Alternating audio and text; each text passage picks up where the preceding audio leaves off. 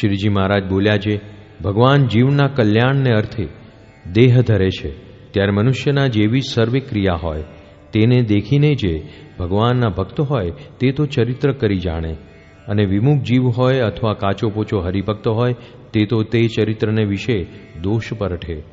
જેમ શુકજીએ રાસ પંચાધ્યાયીનું વર્ણન કર્યું ત્યારે રાજા પરીક્ષિતને સંશય થયો અને પછી એમ પૂછ્યું છે, ભગવાન તો ધર્મની મર્યાદા સ્થાપન કરવાને અર્થે પ્રગટ થયા હતા, તેણે પરસ્ત્રીનો સંગ કરીને ધર્મનો ભંગ કેમ કર્યો? એવી રીતે દોષ લીધો. અને શુકજીએ તો સમજી વિચારીને ભગવાનનું ગુણગાન કર્યું છે. કામદેવે બ્રહ્માદિક દેવતાને જીતીને પોતાને વશ કર્યા, તેનો કામદેવને અતિશય ગર્વ થયો. તે ગર્વને ઉતારવાને કાજે ભગવાને કામદેવને પડકાર્યો. શ્રીકૃષ્ણ ભગવાને કામદેવને જીતી લીધો અને અખંડ બ્રહ્મચારીની પેઠે ઉદ્ધવ રહેતા રહ્યા, અને એવી રીતે કામનો ગર્વ ઉતાર્યો. એવું અલૌકિક સામર્થ્ય ભગવાન વિના બીજામાં હોય નહીં. એવું અતિ ભગવાનનું સામર્થ્ય જાણીને શુકજીએ ભગવાનના ચરિત્ર ગાન કર્યા, અને રાજા પરીક્ષિતને તે વાત સમજાણી નહીં ત્યારે દોષ પરઠ્યો. અને ક્ષર અક્ષરથી પર એવા જે પુરુષોત્તમ ભગવાન છે તે જ્યારે જીવના કલ્યાણને અર્થે બ્રહ્માંડને વિશે મનુષ્ય જેવી મૂર્તિ કરીને વિચરે છે ત્યારે સર્વે મનુષ્યના જેવા જ ચરિત્ર કરે છે. અને જેમ મનુષ્યને વિશે હારવું, જીતવું, ભય, શોક, કામ, ક્રોધ, લોભ, મોહ, મદ, મત્સર, આશા, તૃષ્ણા, ઈર્ષા ઇત્યાદિક માયિક સ્વભાવ હોય તેવા સ્વભાવ ભગવાન પણ પોતામાં દેખાડે છે. તે સર્વે જીવના કલ્યાણને અર્થે છે. પછી જે ભક્ત હોય તે તો એ ચરિત્રને ગાઈને પરમપદને પામે છે, અને જે વિમુખ હોય તે દોષ પરઠે છે.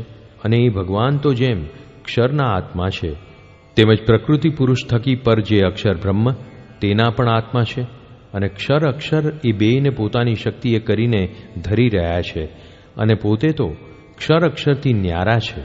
અને ભગવાનની મોટાઈ તો એવી છે જે જેના એક એક રોમના છિદ્રને વિશે અનંત કોટી બ્રહ્માંડ પરમાણુની પેઠે રહ્યા છે.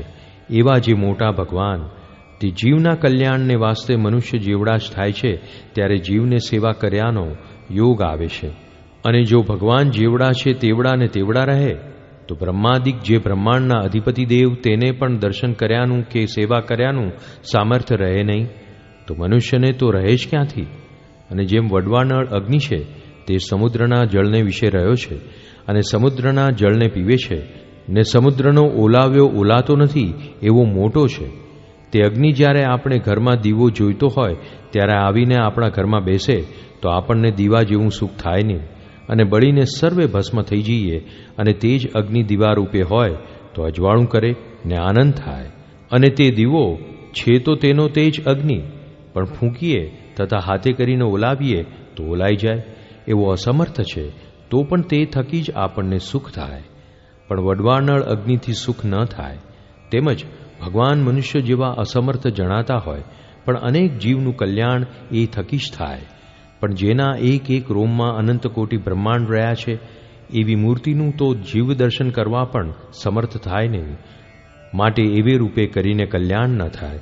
તે માટે ભગવાન મનુષ્ય જેવી મૂર્તિ ધારીને જેવા જેવા ચરિત્ર કરે છે તે સર્વે ગાન કરવા યોગ્ય છે. પણ એમ ન સમજવું જે ભગવાન થઈને એમ શું કરતા હશે, અને ભગવાનના ચરિત્ર તો સર્વે કલ્યાણકારી સમજવા એ જ ભક્તનો ધર્મ છે. અને એવું સમજે તે જ ભગવાનનો પૂરો ભક્ત કહેવાય છે.